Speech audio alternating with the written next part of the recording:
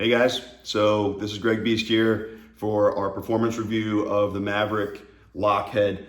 For face-offs, I threw it on a Maverik Mission blank shaft after my initial review and spent the last week getting after it. So not only did I take reps with it and train with it, but I also let my FOA guys this entire week work with it. They took lives, they trained, they did the VIP sessions and everything with it.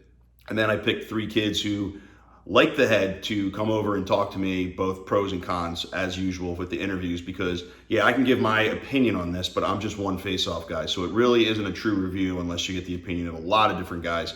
And that's what we're gonna do here. So in the performance review, I'm gonna go over my experiences with this head. Then I'm gonna take it outside. I'm gonna show you guys how it flexes and go over it with a more of a visual review. And then I'm gonna add the interviews at the end with the players. And then I'm actually gonna send another video out because I'm leaving tomorrow for Orlando and Charlotte to do FOA events. And I'm gonna bring this head with me and I'm gonna get a lot of video of guys just taking face-offs with it. And then I'll post a separate video on like Tuesday or Wednesday of just people taking reps with this head. And then if I get some extra insight, I'll make sure I have it for you so you guys have all the information you possibly need. So this head, let's go over it real quick. The plastic seems to be nothing too different than what we've seen on the face-off market before. The first question always people ask is, what kind of flex is it? Is it an oblique flex or is it a face flex? This is a oblique flexing head. And anybody who says otherwise might not actually understand the term face flex or oblique flex. These are terms that I used on Beast Lab a couple years ago, and it's been kind of adopted throughout the face-off lexicon, which I'm glad because now it keeps us all on the same page. But let's understand what a face flex is. This is made of plastic. Yes, a face flex means that it flexes towards the face. Anything will flex towards the face because it's plastic if you bend it hard enough. The question is it functional as a face flex? That's what makes it a face flex. So yes, if I crank on this thing, I can totally make this a face flex head. The problem is that's not playing towards the function of this head. As you can see, the entire thing starts to peel away. If you look at a CEO, this trestles this way, it folds, but this part stays. That's what makes a CEO a face flex head. On the burn face-off head, the top sidewall stays the same and peels back. It's designed to do that. That's a face flex head. The reason it's a face flex head is it's functional and it doesn't become illegal from the face flex. If I pull this forward, see that? This pinches in, that becomes illegal. If you force this into a face flex, you're gonna have an illegal head in 2 seconds, okay? So no, this is not a face flex head at all. It will bend that way because it's plastic if you want it to. It will naturally bend on an oblique. And the reason we know that is 1, because we tested it. 2, the actual people from Maverik who created this head and engineered it told us that's what they were going for. And 3, on their own ads, it says an oblique flex. So just putting that to bed for some guys out on the Instagram world who are arguing over it, don't argue over it. It's not a face flex head, okay? So if you're a CEO or a burn guy, this might not be your jam. If you're a dual guy or a Command X guy or even a legacy guy, yeah, give this a shot. So first off, let's look at it. Let me pull it back because I just face flexed it, okay? So this is what it looks like after a week of training. Obviously, it's warped. Any face-off head gets warped. However, it doesn't bounce back like a Mark IIF or a Weapon X. But it lasts longer than, say, maybe a Dual 2 that kind of gets kinked and stays that way. So what I've noticed is it kind of flexes towards the functionality. The warp, this is a very thin profile. So if you like a dual, this will feel very natural for you. It kind of ends up bending like an original dual does. What I would say is absolutely, I've said this before with other heads, do not use a softball in this head. You are going to make the plastic shot after like a week. Use a hockey puck, or right now you have the Warrior Wedge. You also have the Weapon X spacer. There's a bunch of other spacers hopping out on the market right now. Guys are actually engineering. You can buy for a couple bucks. Do something like that. Do not jam a softball in this thing, please. You're not gonna be happy with the results. Now, as far as the oblique flex, when this naturally bends on an oblique, what's interesting about this is because of the trestles being here and here, This doesn't dip down like you're used to on most face-off heads. Most face-off heads dip down here so they can cut under the opponent's sidewall. This kind of peels back and the front kinks in, which is kind of interesting. Usually you see the sidewall struts in the opposite direction in order to make this the part that dips in. Now, the good part about that is the ball really doesn't get stuck in this head as easily because it stays wider and it kind of caves in this way but doesn't dip. However, the front is something that you're going to have to pull back once in a while. Now, as far as strength goes, like we talked about when I first analyzed this head, this is a brick. I mean, this is super reinforced right there. So that's not going anywhere. That's the good news. So if you're on a 50-50 and you saw down, you will get face-off wins with this head for sure. So what did we notice? One, on lockups, on 50-50s, if you're a saw down guy, you get to the ball, you lift that left hand and you saw, you're going to win a whole bunch of face-offs with this head for sure, because this is pretty much unmatched as far as strength right here. If you're a guy who sits and you extend your arms and you try to spin in a circle, you're going to lose face-offs. If you do proper technique, you should be okay with this. The scoop is phenomenal. All these face-offs, this scoop isn't going anywhere. It does, like right here is strong. It won't totally peel back on you. It doesn't wobble like the original duel. You can scoop right through it. So it's pretty much a standard elite level scoop for the face-off heads that are on the market right now. Super easy to string, strung it in 2 seconds. There's a million sidewall holes here. This is not a weakness. I'll tell you right now, the sidewalls where the holes are is not a weakness. Whatever plastic they use does not seem to be, it's not going to crack real quick. I can tell you that. If it does, then it's a total weird situation because this seems to be one of those bend but don't break heads. So remember the duel? The duel would last forever, but it would just become flimsy over a really long period of time. That's what this type of plastic reminds me of, that it will stretch, it will bend, but it doesn't seem like it's really going to crack because this is deceptively strong and thick, even though it's got a thin profile. They did a really good job. You can tell Maverik put a ton of thought into how this sidewall went. So it looks like it's durable from a cracking standpoint for sure.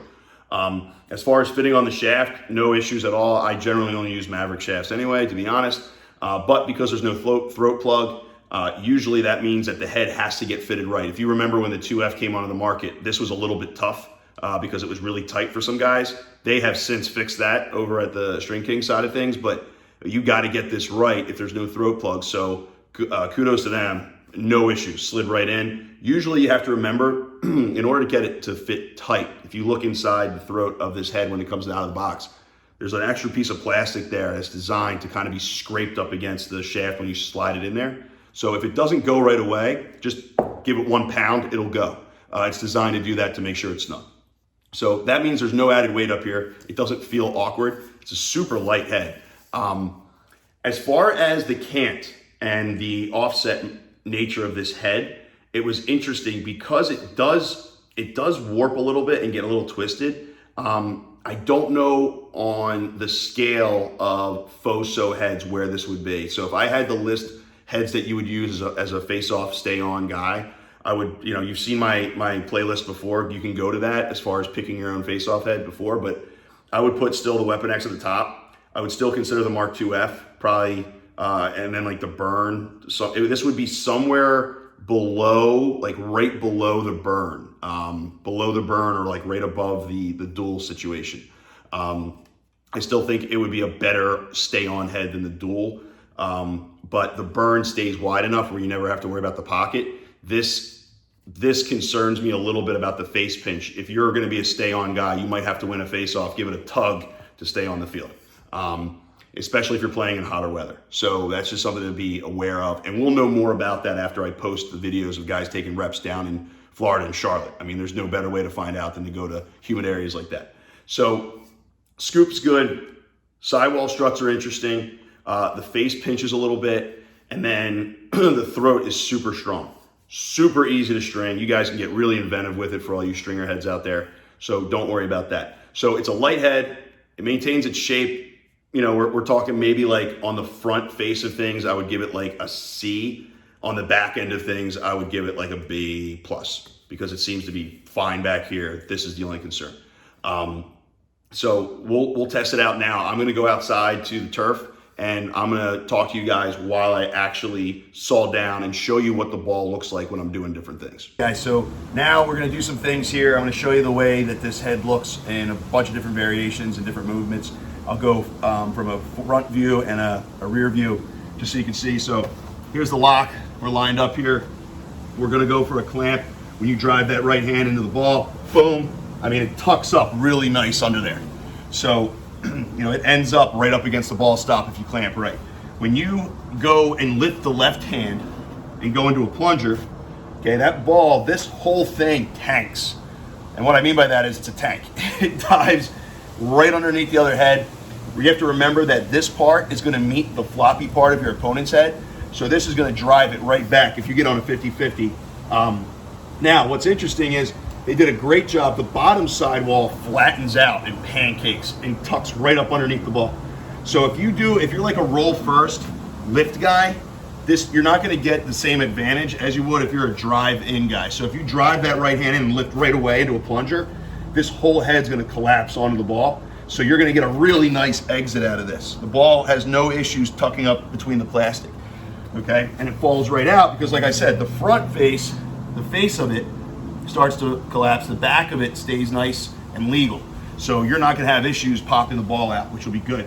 Okay, so if I saw down, okay, ball gets nice and tucked, you'll notice that this whole head just goes the way it's supposed to. It just collapses out and lets the throat do the work. So that was the thought process on this. Let this be the strength, do the work, collapse onto the ball. The rest of it, kind of like a folding chair, just gets out of the way. I always tell my guys not to drag the ball. If you drag, I don't think it's gonna slide out on this head. It's just unnecessary to do it. So let's go from the rear view so you can kind of see how this thing is collapsing on, because I think you're gonna appreciate the way this looks. So as this right hand drives in, see that? Man, this thing completely, right here, this kink, everything just folds and gets out of the way, and this whole bottom part collapses under the ball. And I've always told, like, my FOA guys, we want plastic against plastic to wedge the ball. I'm not interested in mesh against grass because that's how the ball can slide, okay? So we want to get here. Now the ball is collapsed in between the plastic and you can go in any spot you want to go. Now, here's what is interesting. Most face flex heads, the problem is because they peel back. So like a CEO2 or a burn, it's a little bit tougher to do that backdoor exit because you have to really roll that wrist because it stays wide. Because of this trestle, even though this bends on an oblique, it does stay a little wide in the back. So if you're using a backdoor exit, you got to make sure you roll that wrist to get out of there. Because if you don't, you might leave it behind a little bit. Okay, so that's just something to remember. Now, as we said, the only concern on this head right here, because it does such a great job performance-wise of flexing out of the way and folding, you're gonna have to give it a tuck, okay? Because what you don't want is for the ball to get stuck there. So that's the only concern on this head so far that I have. Would I use this head in a game? Yeah, I would use this head in a game if my Weapon X broke, or I didn't have, I would use this over a dual based on what I'm seeing so far. Now, speaking of that, the original dual, was elite on standing neutral grip because of its thin profile on the bottom sidewall. So when we look at this head, it has a lot of the same effects. Very thin profile, so it knifes under the ball, because when you're going neutral grip, the goal is to use the bottom sidewall, right? So we don't care about rolling over when we go neutral grip, because if we want to be elite on it, we're either going to use this to go rake, or we're going to dip underneath and use that bottom sidewall to pull out. This does a very good job of cutting underneath the ball. So if you're a standing neutral grip guy, or you're an elite level face-off guy that can stand up and go on a knee, this is a head that's worth trying out for sure. And of course, the good scoop makes it really easy to pop forward and then scoop and go. So let's look at that scoop just so you can see it in action, okay? So here's the problem right now, is it's starting to get a little pinched here. Okay, so we give it a tug. The old glove maneuver. Okay, open that right up. There you go. Okay, but this scoop is awesome. I have no issues with this scoop. I think it's great. So standing neutral grip, knee down, it does the job. It goes on an angle. That lock right there is money. Tucks underneath the ball, looks great. Okay, saw down, you get out of there and you crank. Now the only thing that we worry about is catching it. So here's my final thoughts on this head. I think that if you're a guy who uses a dual or a dual 2, this is an easy transition.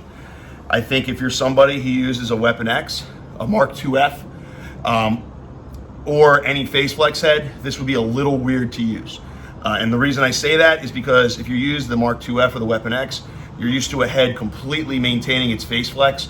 Not its face flex, its face shape. This head doesn't do that as well. If you use a dual, you're used to the face shape kind of getting broken in, so it's not a big deal for you. But I think this is an updated version with this strength here on the throat and the way this thing collapses underneath. The scoop is fantastic, and I think it's definitely worth a try if you're a dual guy. But I would have to say that if I were to rank this head with my own opinion on usage, I would probably go Weapon X, 2F, and then this would be right in line with like a dual 2 for me. So that's just something to think about, something to look at. Here's the Maverik lock. And like I said, my opinion is just one, so I interviewed a couple guys, so they're gonna take a look at it and give you their pros and cons. And then like I said, following this video, starting next week around Wednesday, I will drop a video that'll be exclusively just live reps in different angles so that you can see what the guys down in Charlotte and Orlando think of it. All right, thanks a lot for watching, and I'll see you guys on the next video. I like that it pitches really well on the ball, so when you go down, it pitches nice in the throat and pops out. One thing I don't like about it is that it's a little too stiff. I like the flex points on this head. It's really nice. Like, it just wraps around the ball really easily.